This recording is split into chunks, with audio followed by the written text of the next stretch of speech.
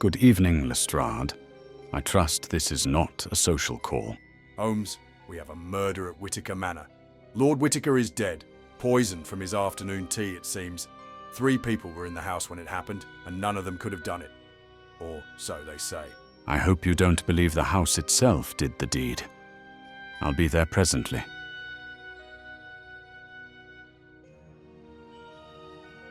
Thank you for coming, Sherlock. Lord Whitaker was found here, at his writing desk. His office door was locked. No sign of forced entry, no struggle. The housekeeper has a key and found him during her afternoon rounds. His wife and nephew, neither of which had a key, weren't anywhere near the room when he would have ingested the poison. Just this letter, an ace of spades and the poisoned tea. Nobody saw anything suspicious and no one seems to have had a chance to poison his tea. Interesting. You deduced poison in his tea, did you?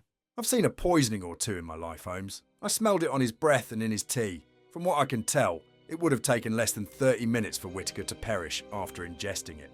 But he'd been here alone in his office for hours. And you don't suspect Lord Whitaker of the act himself? Not in the least. Lord Whitaker's career as a writer was taking off, plus this playing card isn't from any deck in his office. The ace of spades seems pretty ominous. And then, of course, this Parchment. He was writing a note. A poisoned drink, a cryptic playing card, an attempt to identify the guilty party, and a room locked from the inside. Intriguing. You said there are 3 suspects. Let's begin the game. My poor husband. He was in perfect health this morning. When did you last see Lord Whitaker? We had breakfast together, maybe around 8:30. Then I went into town for a couple of hours to get some things and have been working in my garden since. Did you see or hear anything unusual today? Goodness, no! I was tending to my roses, completely unaware. You didn't hear the teacup shatter? No, I was outside. Ask anyone. When I heard Agnes scream, I came inside and found my husband, already gone from this world. A devoted wife who gardens while her husband writes his last words. How perfectly droll.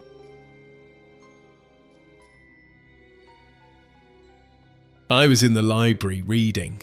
Uncle Reginald was writing his memoirs. He was getting famous and wanted his success to be recorded. He gives me lots of notes that he takes with his old quill pen. Then I transcribe and edit them for his publisher. He loves writing with that quill, but the publisher doesn't want ink smears on his fingers when he reads it, so that's what I do. We spoke briefly around 10 this morning, but then I left him to work. Next thing I know, he's dead. Do you write as well? Yes, but nowhere near as successful as my uncle. My work is so far unpublished. I was just transcribing notes for him earlier. That's mostly what I do these days. And you access his office in the course of your duties, I assume? Sure, I was in there this morning dropping off a new draft, like I said. Long before his afternoon tea. Quite the alibi indeed. Lestrade, let's speak with the housekeeper, Miss Agnes Blakely.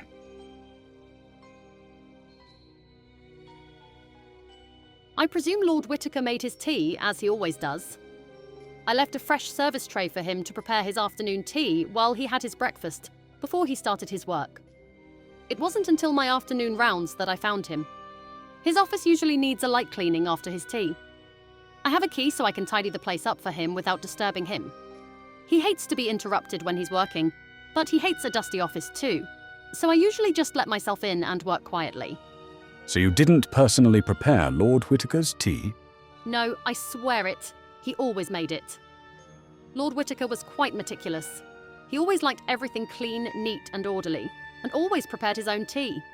He even had his own electric kettle. And yet, he was poisoned. Did you touch anything in the office when you found him? Perhaps try to clean anything up? Not a thing. When I discovered Lord Whitaker, I screamed and froze. Henry and Evelyn were by my side before I came to my senses and called the police, but I did so from the hall phone. You see, Holmes, not much to go on. Indeed I do see, Lestrade, and the clues make the culprit as clear as daylight. Per usual, Sherlock figured it out. Do you know who the culprit is? Is it... Suspect number 1, Evelyn Whitaker, the widow. Suspect number 2, Henry Whitaker, the nephew. Suspect number 3, Miss Agnes Blakely, the housekeeper. Pause if you like, but I'm ready to find out who did it. The ace of spades, often a symbol of death, was clearly a sign of malice, and a tip to the sleight of hand used in the act itself, poisoning Lord Whitaker while he was alone in a locked room. The tea contained poison, but was not tampered with. But the card doesn't identify the doer. The teacup itself points to the perpetrator. Well, Holmes, who did it? Ah, Lestrade, always eager for the answer, but never for the reasoning. Allow me to illuminate this little mystery for you. The ink smudge on the teacup gave you away, Henry. You said you had been transcribing notes for your uncle. Your fingers were then stained with ink. And where else did we find ink? The handle of the teacup? Cleanliness was far too important to Lord Whitaker to handle his teacup with ink-stained fingers, and the housekeeper didn't do it by chance. Since she didn't try to clean the scene, the smudge wasn't her fault. Lady Evelyn's fingers were stained with dirt, not ink. But Henry, his fingers were stained with the ink Lord Whitaker's publishers sought to avoid. But Henry wasn't near the tea when it was poured. Which simply means the poison was not in the tea when it was served. Instead, Henry used a clever sleight of hand. He applied poison to the rim of the cup while delivering his uncle's notes. When Lord Whitaker took his first sip, he ingested the poison himself. He knew his uncle would have his afternoon tea alone, providing the perfect alibi. The unfinished letter is the final piece. I have discovered the truth about whom, I wonder. Tell me, Henry, was your uncle about to expose some financial misdeed of yours? A forged document? A missing inheritance, perhaps? Well, Whitaker, it sounds like you've been caught. Once realizing he'd been poisoned, Lord Whitaker no doubt knew the culprit. A few more seconds of life, and his note would have exposed you completely, Henry. I had no choice. He always thought he was better than me and wouldn't even read my writings. He relegated me to a note-taker for pennies. Then he found out I'd been embezzling from his estate. He was going to send me to jail after all he did. Ah, yes. Greed, the most predictable of motives. And yet, your method was novel, just not entirely foolproof. You always make it look so simple, Holmes. Elementary, my dear Lestrade. Now let us get some fresh tea, preferably untainted. So here's the deal. Sherlock Holmes has solved a great many cases, most of which aren't exciting enough for Sir Arthur Conan Doyle or the other storytellers. While I'm not as good a storyteller as they are, I thought I'd give it a go. What the heck? I've got a million stories to tell. They may not make the BBC, but interesting nonetheless. While I'm learning how to make engaging videos that do the real stories justice, feel free to drop a comment on what you think. Any clues or ideas for the videos makes me a better detective and storyteller. Thanks for sharing your time with me. As the kids say, like and subscribe. It really helps out a lot. Check out my other videos too.